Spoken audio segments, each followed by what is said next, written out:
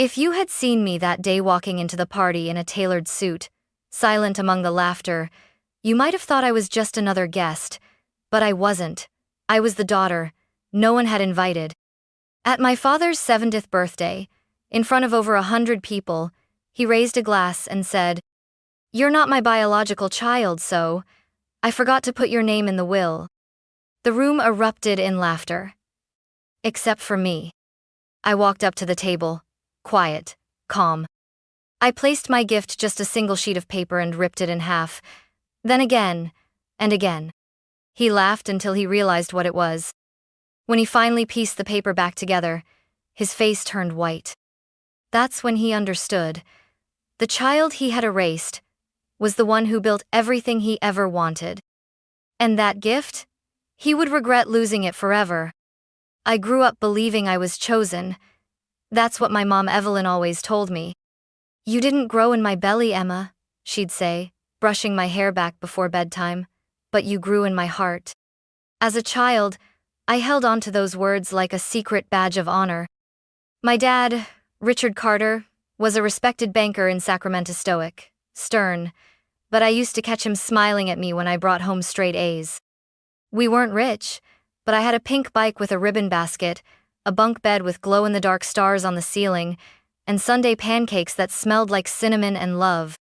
Back then, I truly believed I belonged. But that feeling didn't last. When I was 8, everything shifted. Evelyn got pregnant.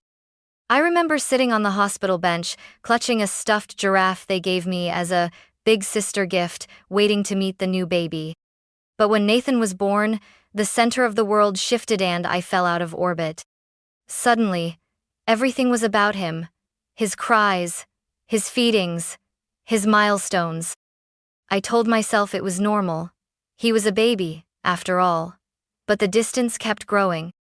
At school pickup, I'd run to the car, waving a painting I'd made. "Look, Mom." She'd glance at it quickly, then turn back to Nathan in his car seat, cooing at his gurgles. One evening, I heard my dad mutter under his breath as I spilled juice at dinner. "This one's not even blood," he said, wiping the table roughly. He didn't know I heard it. But I did, and it never left me. After that, the warmth started to fade. The bedtime stories stopped. My awards were tucked into drawers, while Nathan's finger paintings got framed. I became the helper, the babysitter, the invisible big sister who didn't need attention. Still, I tried. I cooked, I cleaned, I stayed up late making birthday cards with glitter glue. But no matter what I did, it felt like I was chasing a kind of love that kept stepping just out of reach. And eventually, I stopped chasing. By the time I turned 15, I understood. Being adopted didn't make me special, it made me optional. That realization settled deep in my bones, quiet but cold. Like I was a guest in a house I once called home. But I didn't rebel. I didn't act out. I planned. I studied. I saved. I told myself, I will make a life so good, they'll regret forgetting me. And someday, they'll see. I moved out the day I turned 18. No party, no cake, no, "we'll miss you." Just a silent breakfast, cold toast on a chipped plate, and the sound of my dad rustling his newspaper. I had packed everything I owned into 2 duffel bags, clothes, textbooks, and a hand-drawn floor plan of my dream house. I'd sketched it late at night for years, each detail a quiet promise. One day, I'll build something of my own. When I stood at the door that morning, Evelyn said, "Good luck out there." Richard didn't even look up from his paper. Nathan, now 9, was playing video games in the living room. He barely noticed I was leaving. That was the day I realized I was no longer angry. I was free. I boarded a Greyhound bus to San Diego with $412 in my wallet and a scholarship acceptance letter in my backpack. I didn't know anyone there, but I knew what I wanted: a degree in sustainable architecture. The first year was brutal. I worked the front desk of a 24-hour gym at night, tutored high school math on weekends, and survived on instant noodles and coffee shop leftovers. I slept in a garage apartment with no heating, a thin mattress on the floor, and duct tape over a crack in the window. but I was alive. On my own terms. Every time I felt like quitting, I'd picture my father's face blank, unreadable, and remember his words. She's not really mine. That sentence became fuel. I buried myself in textbooks and CAD software, pouring every ounce of pain into floor plans and structural blueprints. I wanted to design buildings that lasted. Structures people wouldn't abandon when something newer came along. Unlike me. By junior year, professors started noticing me. One offered me a paid internship at an eco-design firm. I said yes without blinking. It meant longer hours and more responsibility, but I didn't care. I wasn't just building a career, I was building an identity. I stopped calling home. Stopped sending updates. They never reached out, either. At graduation, I didn't invite them. I walked across the stage, shook hands with the dean, and accepted my degree with a full heart and an empty seat in the front row where they might have been. But I didn't look back. I had already learned that sometimes, silence is the loudest goodbye. After graduation, I stayed in San Diego. The city had become more than just my escape, it was home. The salty air, the bold sunsets, the modern angles of downtown architecture, they made me feel like I belonged to something finally mine. I joined a local green construction firm that specialized in sustainable housing. My title was modest, junior design engineer. But I showed up early, left late, and volunteered for the projects nobody else wanted: public housing renovations, budget-limited school repairs, eco-retrofitting old apartment blocks. Within a year, I was leading my first project, a tiny solar-powered duplex on the edge of Chula Vista. It wasn't glamorous, but it stood because of me. My name was on the permit. My fingerprints were in every brick. That duplex gave me something no parent ever had: proof I mattered. But I wanted more. I spent nights sketching ideas at my tiny kitchen table, dreaming of a firm that didn't just build but healed. Structures that responded to the climate, that gave back to the land, that felt like shelter for both body and soul. So I started Verdi Built Me Own company with just 3, 0, and a website I coded myself. The first months were slow. No clients, just emails ignored and calls unreturned. I lived off savings, canned soup, and pure grit. Then a woman named Trina Delgado called. She was a single mom who'd inherited a rundown lot and wanted to build a home that could stand up to droughts. Everyone else quoted her prices she couldn't afford. I offered her a plan designed from reclaimed materials, passive cooling, and low-cost solar. She said yes. We built her home in 6 months. It was small, but beautiful, sunlit and resilient, like her. When the local paper ran a story on it, sustainable sanctuary for a single mom calls started pouring in. By year 3, Vertibuilt had a 6-person team. I moved into a modest office near Balboa Park. We had contracts with nonprofits, eco-minded developers, and even the city council. But no matter how high we climbed, I kept one rule: never build for ego, always build for belonging. My phone buzzed one day with a message from a classmate I hadn't heard from in years. "Your dad was on the news, bank retirement, big party coming up, just thought you'd want to know." I stared at the message for a long time. I hadn't spoken to Richard or Evelyn in over a decade. But I knew their house still had the same white fence. And I wondered if I knocked on their door now, would they even recognize me? The message about my dad's retirement party didn't leave my mind. At first I tried to ignore it. I deleted the text, buried myself in work, told myself I didn't care. But, late at night, while reviewing blueprints in my apartment, a thought crept in like a whisper.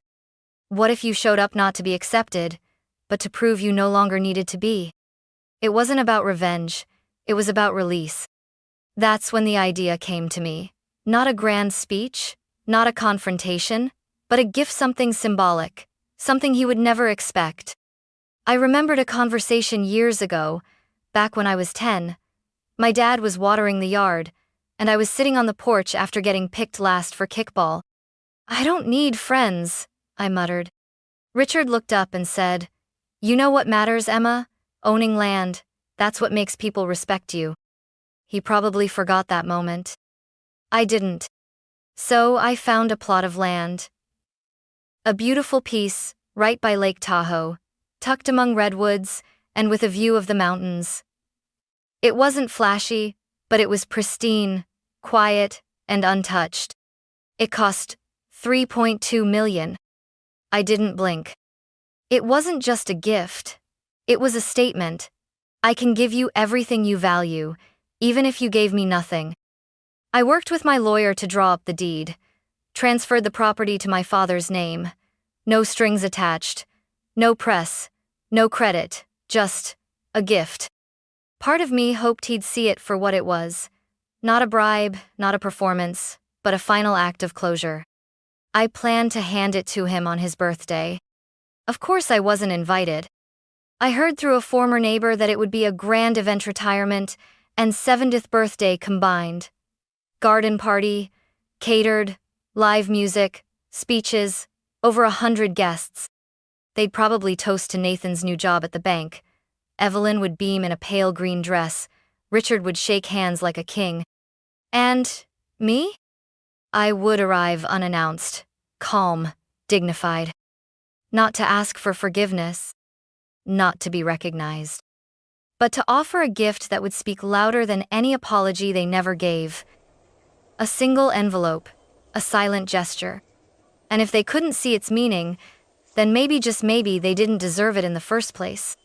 The day of the party, I woke early. I ironed my favorite Navy suit, the one I wore to our first city contract signing.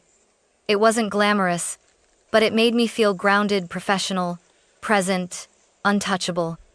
I tucked the envelope deed to the Lake Tahoe property into a leather folder, sealed and smooth. On the front, I had embossed his name in gold, Richard Carter. The drive from San Diego to Sacramento took over 8 hours.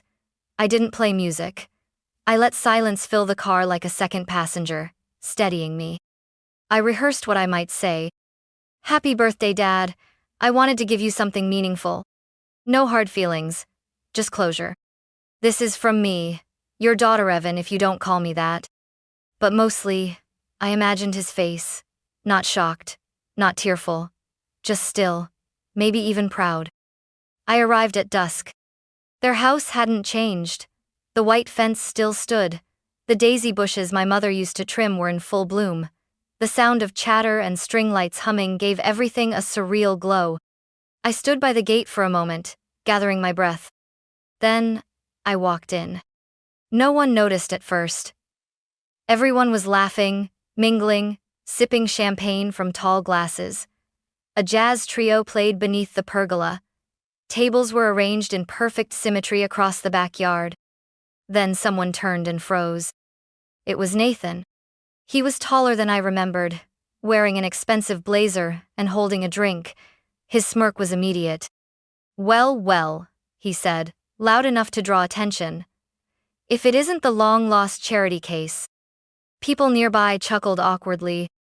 "Did you take a wrong turn, Emma?" he asked. "Or just here to make a scene?" I smiled tightly.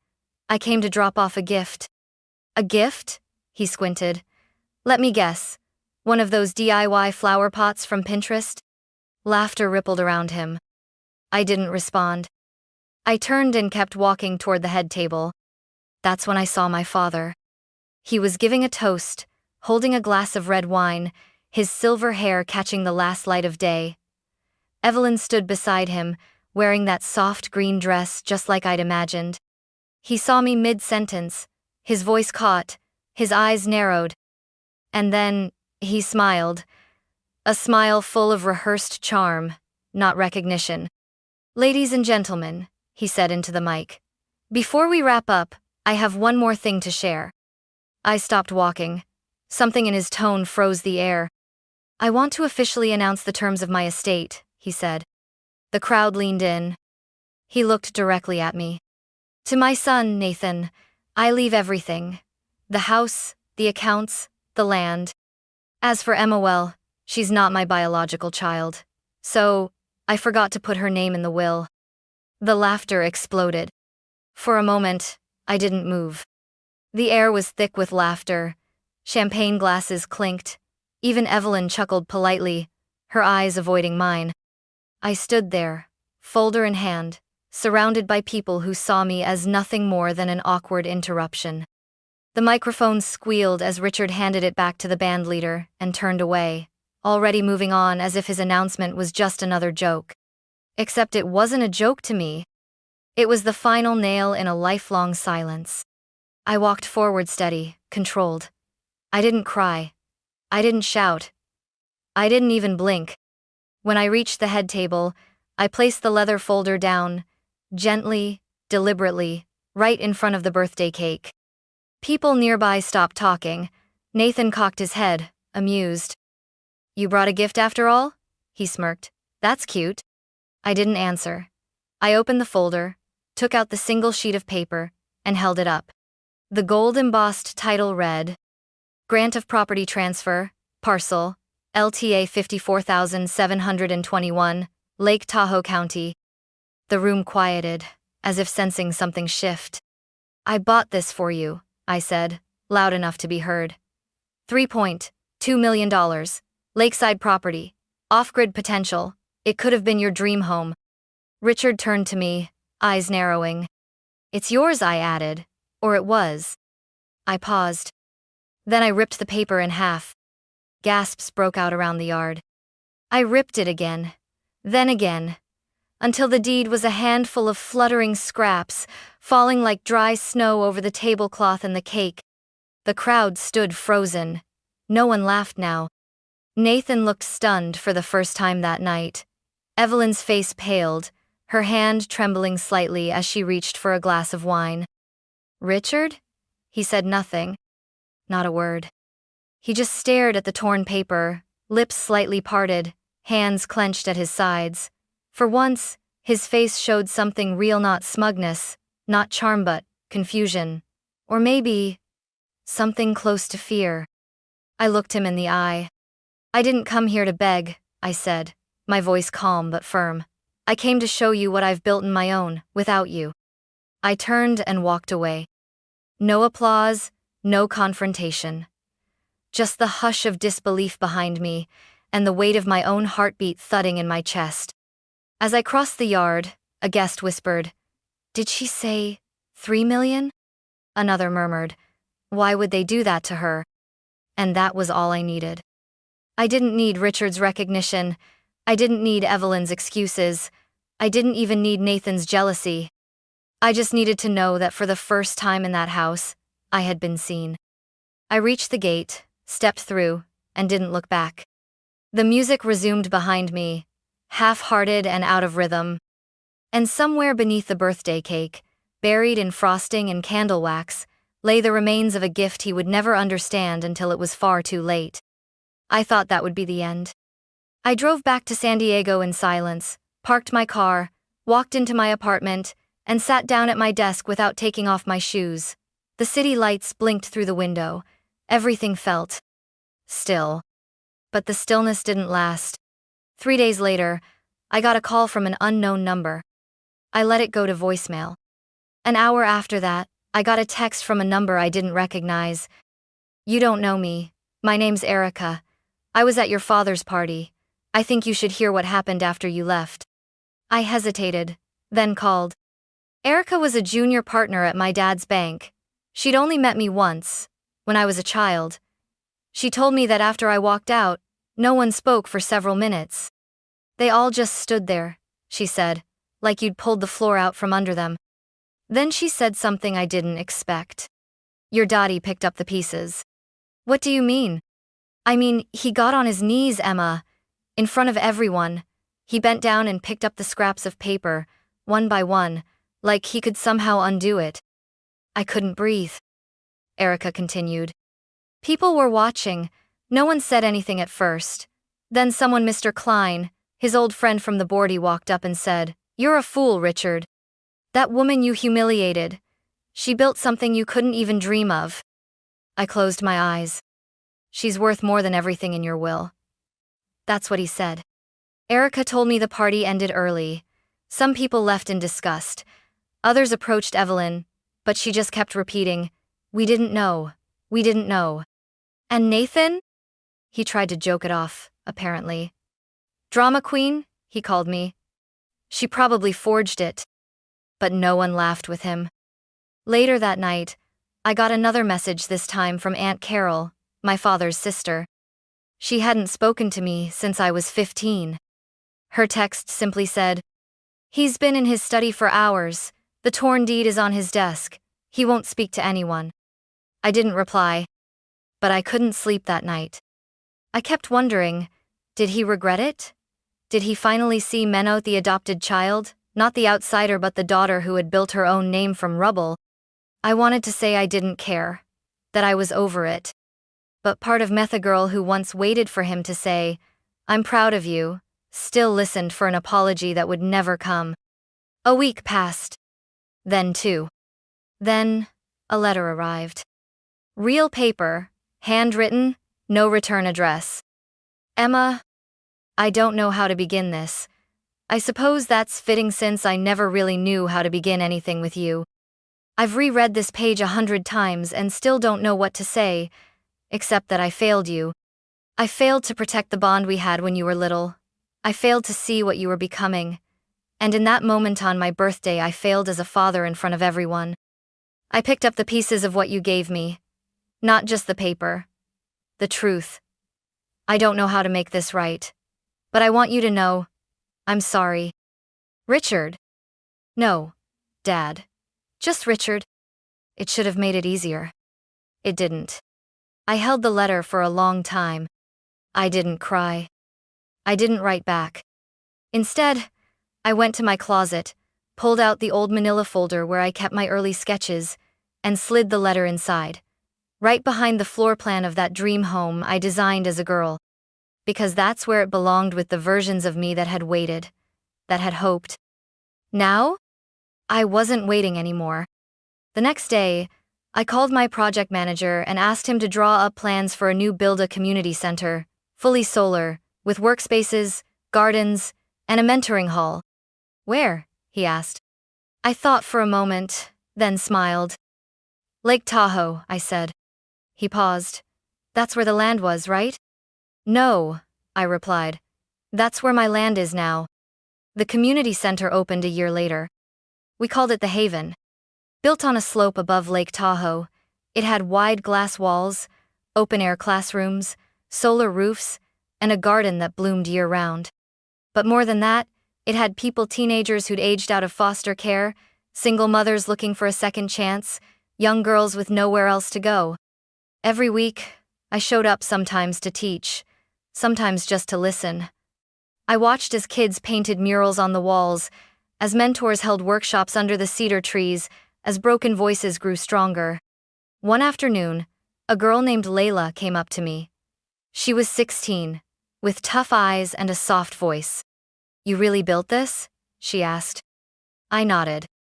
"Even without a family?" I smiled. "Especially without a family." She stared at me a moment longer, then hugged me without a word. That was the moment I realized. I didn't need Richard to call me his daughter. I didn't need Evelyn's tears or Nathan's jealousy. I had created something that mattered. Something that lasted. And that not revenge, not wealth was my legacy. The letter Richard wrote stayed locked away. I never wrote back. I never visited. But sometimes, when the mountain wind blows across the Haven, I imagine him standing there, watching from a distance, wondering what could have been. And I hope he knows. I gave him the chance to see me. He just wasn't strong enough to look.